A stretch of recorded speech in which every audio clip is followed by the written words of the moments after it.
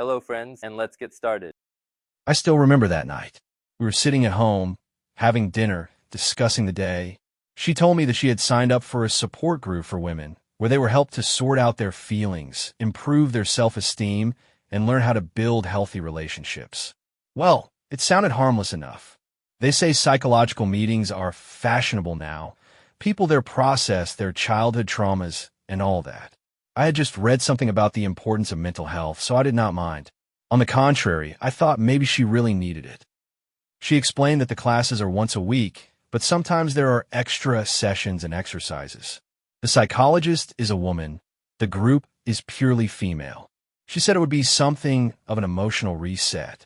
I shrugged my shoulders and wished her success. We are a married couple. She should have personal interests and time for herself. At the time, I did not know how it would end. At first, I did not notice any changes.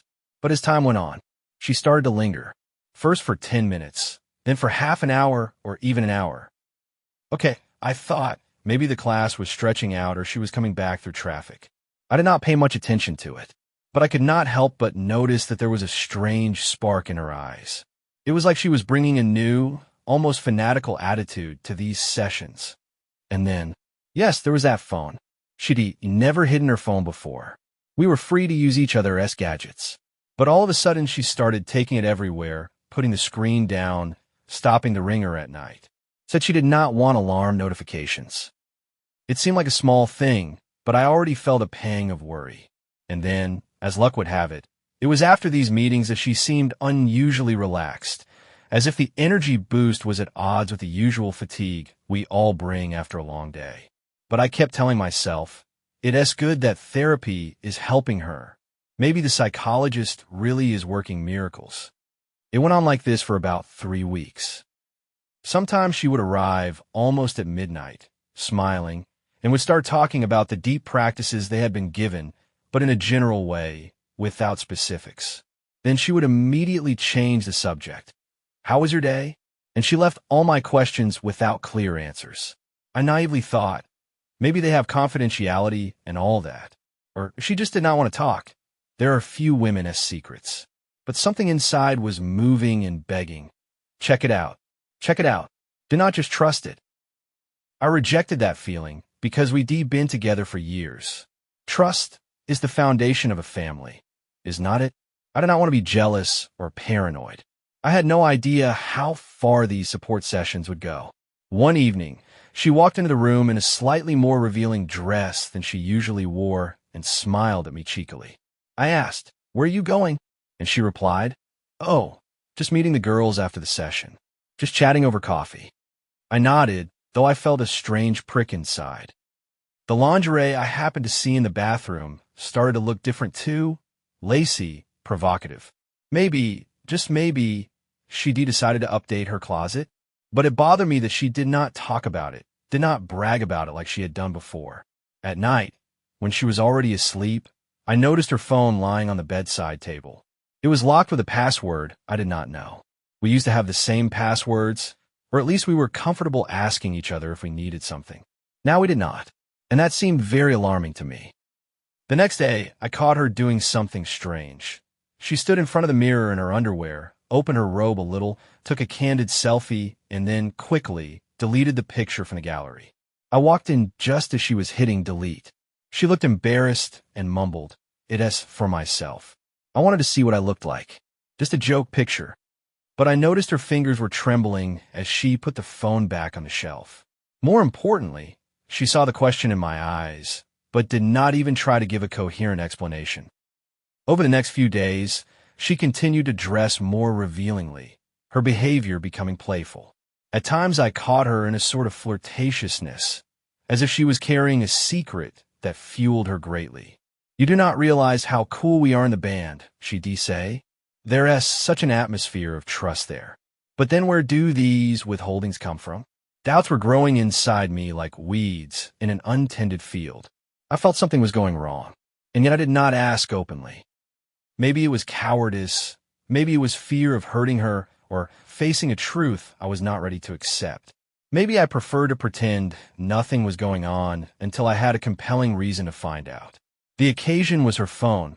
Left in the kitchen the night she came home late, having apparently had an extra glass of wine. She fell asleep instantly, and I tossed and turned, unable to sleep. My mind was racing. My irritation was building up. Finally, I got up quietly, went to the kitchen for a drink of water, and saw her smartphone there. On the screen, 100 notifications from Telegram chats. When I picked up the phone, I realized that she no longer had a password. Apparently, in her inebriated state, she had not set the lock, or she did it by accident. I know it is sneaky to peek, but I did not see any other way out. I clicked on the Telegram icon, scrolled through the correspondence. Most of the chats were female, with names like girls, need help, PPT, support, understanding, positive, and others. But then I noticed one, Women S Revelations Club. Closed. Check private group. I got to chill inside. What kind of club? Never heard of it. I went in, and in just a few seconds, I almost dropped my phone from what I saw. The chat room had hundreds of messages from the evening. Lots of media. I opened the photo gallery, and immediately a photo, a woman in lingerie, half naked, then another, a third. Each one has a different pose, a different candor. The dates show that the content is uploaded constantly. The chat is overloaded with sensual photos, comments, jokes on the edge of folly, and sometimes far beyond. I scrolled down and froze. It was my wife, in lingerie, translucent, in different poses, then sitting in front of the mirror, then leaning half-turned. She has a very seductive look. The caption reads something like, "New me, ready for a change." There were tons of comments under her pictures. Bomb, fire, queen. What a gorgeous view. Seemingly female nicknames, but I noticed one male among them. The nickname is Photoman777. He is particularly active. He writes, "You read gorgeous, baby. Your figure is driving me crazy. How about we try a private photo shoot?" And she responds, sometimes with just hearts. Sometimes, "Thank you, you read very thoughtful." Sometimes, "Yes, it would be interesting to continue." I was shaking when I realized that this was not just a, female chat room, nice compliments correspondence. No, it was something like a community of exhibitionist women, where they support each other in frank displays, share their photos, and someone, in the guise of psychologist, approves, encourages to shed all complexes. But the main thing is that this Photoman777 is clearly not just a subscriber. He is very persistent in comments to my wife. She responds to him with cute smileys. And there were mentions of meetings. I managed to find her message. "Yeah, yesterday was great. Looking forward to next time. I liked your wine idea." At that moment, it was like the ground was pulled out from under my feet. The chat continued on, but I could not read anymore. It got nauseating. My mind was racing. It's C.A. not B. She, my wife, is part of this debauchery, and she is flirting with some guy? But the facts spoke for themselves. The pictures, the texts, everything was in front of me. I felt anger, resentment, jealousy, a desire to tear it all to pieces. But I stopped myself. You want to know the truth to the end? Keep looking. Who is this Photoman777? How far have they gotten? Within hours, I tracked down his profile, found general chats. He wrote that he was a professional photographer and did artistic psychological photography of women. It was about some therapeutic photo shoots where female clients are taught to love their bodies and discover their inner goddess. To me, it sounded like a fig leaf covering up a simple strawberry on camera. It remained to be seen. Are they actually dating, or is everything limited to correspondence and chat room photos? A couple of nights without sleep, and I, already almost a professional detective, dug out the schedule, which he himself posted in one of the thematic groups on creative photography. The days of the therapy sessions coincided with the days of the support group my wife went to. After about a week, I said to myself, "That's it. We need to take action." I had no real evidence of physical infidelity yet, but I already suspected the worst. I contacted an acquaintance who installs cameras and surveillance systems. He helped me rent a small hidden camera that could be placed indoors for a couple days. Thanks to the same acquaintance, I found out the exact address where these sessions are held. It turned out that it was not a psychologist's office at all, but a spacious loft with a large mirror on the wall, a bed in the center, a bar counter, and a lot of lighting equipment. The place looked more like an amateur photo studio than a space for serious psychological training. I waited until the evening of the next class and ambushed outside this loft. My heart was pounding when I saw my wife get out of the car with a small bag and walk easily inside, knocking on the glass door. I hesitated to barge in immediately. I had a plan: wait for things to quiet down first, and then try to position the camera. For hour after hour, I sat in the car, fighting the urge to jump out and settle things by force, but I knew I needed proof. At some point, I chose a moment when there was no one outside, quickly and silently entered the loft through the back door. I was lucky. It turned out that the lock was faulty. I placed the camera in an inconspicuous corner where there was an outlandish vase and large indoor plants. I could hear muffled voices, sometimes laughter. I did not notice music, but I could tell from the dim light that there was an atmosphere of a private session going on. There did not seem to be very many people, maybe 4 or 5. I could not see their faces. There was no opportunity to peek. My tired nerves were urging me to leave. Finally, I quietly made my way back out, got in the car, and waited. When my wife came out, she was wearing a cloak that was ajar, and lacy lingerie was visible. She was followed by a man about 5 years older than me. He shook her hand. They had a few words and parted. I could tell they were in a good mood, like after a fun party. I was shaking with jealousy, but I held back again. Then I went home and pretended to be asleep when she came back. The next day, I picked up the camera. When I watched the tape, it took me a couple minutes to calm down enough not to smash the monitor. On the screen, some kind of training session of 2 women, one of them my wife, and 2 men. This photographer, apparently Photoman 777, was commanding the shoot, snooping around with the camera, turning on spotlights, making them pose, undress, spin around. As far as I understood, everything was presented as self-acceptance therapy. The atmosphere was relaxed, almost intimate. My wife laughed, flirted, sipped her wine. Then the photographer and another woman stepped aside, and a second man, I think an assistant, appeared next to my wife. He touched her shoulders, adjusted her bra strap, whispered something in her ear. She was smiling at him, letting it all happen. Then they clearly kissed, though the shot did not quite capture them clearly, but I had no doubts. I covered my face with my hands and swore. This was the proof. I cannot pretend I did not know anything anymore. I just decided to wait for the next session to play my way. Because inside me was a volcano of rage and resentment. The day came. My wife again said that she would go to the support group. I nodded, trying not to show emotion. I waited for her to leave, and then got ready myself, taking the car with the dark windows. His heart was pounding like a madman, and his mind was spinning. How could you do this to me? The loft was in an industrial neighborhood. I went in through the same back door quietly. I heard them laughing in the main room. I fumbled for the door and pushed it open. My wife was sitting in a puff by the mirror, wearing stockings, a corset, and a light cape over it. Next to her was this photographer, clicking his camera. There was wine on the table, glasses. The atmosphere is semi-dark, intimate. As soon as my wife saw me, she shrieked. The photographer was confused, but immediately tried to say something, maybe to apologize, maybe to kick me out. Nothing could stop me anymore. I took a few quick steps toward him and struck him in the jaw. He fell back against the wall, knocking over the lamp, and hissed in pain. My anger boiled up inside me, spilling out in a roar. You fucking photographer! Did you lure her here? Did you think I was just a sucker? The wife shouted. Wait, calm down, it is not like that. But I had no desire to listen to her. I looked at her, saw her frightened eyes in the reflection of the mirror, and inside there was only bitterness. You betrayed me. I walked over to her, grabbed her hand, lifted her to her feet, and said, You redone here. All I could think of was, a complete lie, this whole support group thing.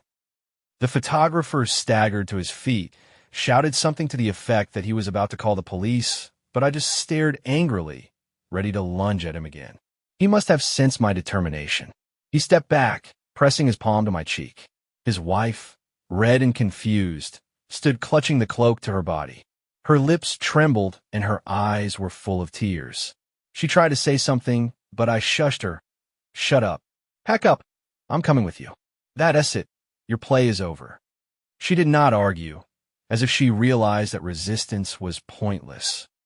She started to get dressed quickly, dropping her glass on the floor, which shattered with a thud. I did not care anymore. We drove home in silence. I was driving. She was sitting next to me, all eaten up. She tried to talk. It was just therapy. I wanted to discover my feminine nature. I was told it would rid me of my complexes, but I listened to the hum in my ears, and her voice sounded like an intrusive whisper. It was not until we parked that I said, without turning around, "You have 10 minutes to get your stuff together." She darted into the bedroom, flitting around the room, throwing her clothes into her suitcase. I stood in the hallway, teeth clenched, staring into the void. Scenes from the videotape came back to me. Her laughing, letting a strange man stroke her shoulders, kissing him. I wanted to explode, to scream, but I was so burned out I could not make a sound. I just felt my insides clench with betrayal. When she came out into the hallway, sobbing, suitcase in hand, I asked coldly, "So ready?" She nodded, trying to say something. She tried to touch my hand, but I pulled away. She spoke faster, choking back tears. "Look, it's not what you think. I was not going to cheat on you. It's just that I felt wanted. There was attention, support, compliments. I got swept up in it. Yeah, I'm an idiot. I'm sorry." I only grinned. I'm sorry, Mokhtar? Is this just a photo shoot? Just for the game? And texting with Photo Man 777 S-Man is innocent too?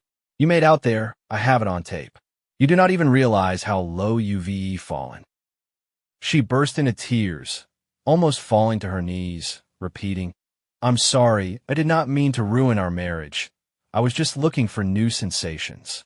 But my heart was already petrified. I opened the front door, stepped out onto the landing, and said, "It is time to go. You want new feelings? Go to the one who supported you. And by the way, take your sexy pictures from the chat room if you still need them." She carried the suitcase out with a sob. I slammed the door behind her. Her voice outside changed to a pitiful plea, but I did not even open it. Let her stand there, calling, crying. I did not care. My heart was pounding, and I felt a lump in my throat. Yes, it hurt and hurt, but the decision was made. No compromise. Betrayal was the end. I spent most of the night changing the locks. While I was fixing the door, I thought about how we'd gotten to this point. They say cheating does not just happen. Maybe I had not been paying her enough attention. Maybe I'd gotten too caught up in my work and forgotten that she needed more affection and support. But damn it, there are ways to save a relationship without turning into a member of some pornographic circle. In the morning, I woke up to the rumble of the shower. Water was pouring into the empty apartment, and it was a strange feeling, like it was just me and the walls, no one else bothering me. I walked through the rooms, looking around. Her hairbrush was still on a nightstand, and a couple of bottles of perfume in the bathroom, which I almost threw away, but then decided I'd better give them to her later, in case we crossed paths, though I doubted it. The recent. If your woman did not undress for you, let her live with the man she undressed for, pulsed in my head. Harsh, but that is my motto now. I see a not, and would not go back to a place where I was cheated on. I call my friends my family. Told them we were broken up, and there was no point in trying to reconcile us. My parents were shocked. They loved her, but I made it clear that I did not want to live with betrayal. Naturally, some people began to reproach. Maybe try to save? Maybe go to a family psychologist? I bitterly grinned. Well, no, the psychologist we have already passed. Then I blocked her everywhere, phone, messengers, social networks. I did not want to hear any excuses. I'd been fed enough bullshit about women's reboot. All the materials I had, photos, videos, correspondence, I kept in a separate folder so that if it came to court, to have trump cards in hand. I did not feel like a winner. I felt like a man who had just pulled a rotten tooth without anesthesia. The pain was still there, and the devastation hit with renewed vigor. I wanted to scream into the empty room. Why? Why did you betray me? But what was the point? She had made her choice. It was her way. My way is not to grovel, not to beg for a love that's long gone. A week went by like that. Then another. I was slowly coming to my senses. I began to hear rumors that she was living either with a friend or in a new love nest with this photomaniac. I was not interested. I did not care. Whenever a shadow of doubt moved, maybe I had acted too harshly. I remember the footage of that tape. The kisses, the laughter, her happy face. And I realized, no, I did the right thing. This is not the woman I want to build a future with. Sometimes at night, I would toss and turn and remember all the details, how she stood on the doorstep, trying to apologize, wiping away her tears. But nothing resonated in me except a slight regret that we'd lost so much time together. Some part of me still hoped that she would marry that photographer and be happy, at least some positive outcome from all this mess. But that is not my concern anymore. And yes, I have become myself again, a person who does not live in constant anxious anticipation of someone else's sessions, does not look back on other people as complexes. My mind was cleared of obsessive jealousy, of the feeling that I was missing something. And even though there is still a lot of work to do on myself, but at least I know, if this kind of dirt happens again, I will not let my feet walk all over me. That's it. And you know what? I've realized one thing. If your woman is looking for an emotional reset on the side, that is not a woman worth trying for. Any problems in a marriage are solved in a couple, not in chat rooms with other men, no matter how many psychologists and photographers they are. Sometimes people say that cheating is a cry for help. Maybe it is. But she decided to satisfy that cry by having sex on camera? No, I do not think that is the way to go. After all, I'm not going to give her a second chance at destroying my manhood. Let her embrace whoever was pouring her wine and sticking his lens under her nose, begging for naked shots. I long ago stopped being the weak boy who is afraid to speak up. If I'm not respected, not believed, not appreciated, then they do not belong in my life. Now I'm sitting on the couch in my spacious, airy apartment. No one prevents me from listening to my favorite music. No one demands attention, making excuses for female vulnerability. I occasionally leaf through old photos of us both smiling on the beach, walking in the park. I look at her happy face and realize that back then we were sincere. And then something broke, maybe in her, maybe in both of us. But if she went this way, then so be it.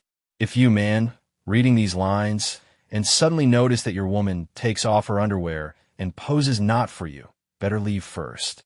Do not go on about pity. Do not look for excuses. Do not let trample your pride. A woman who can so calmly step over your trust is unlikely to build a strong union with you. So kicking her out the door is sometimes the healthiest option. Certainly healthier than painfully maintaining the illusion of happiness. Now that this nightmare is behind me, I feel like I can breathe a little easier. Yes, it hurts. Yes, the resentment creeps in from time to time. But I fought back, I stood up to it, and I ended the relationship myself. And I'm proud of that. There are plenty of other women around. There is peace. There is an opportunity to live on without constant suspicion, without that nasty taste of lies. My story is an example of how sometimes psychological help turns into a cover for banal debauchery. Let everyone draw their own conclusions. But for me, one thing is clear. No clubs of women-esque revelations are not worth the broken fate. And if someone decides to try to play such games with me again, he will immediately learn what it means to run into an alpha. I will not be silent, and I will not forgive. I will defend myself and my values, even if I have to throw my suitcases out the door in the middle of the night and beat the crap out of the photographers.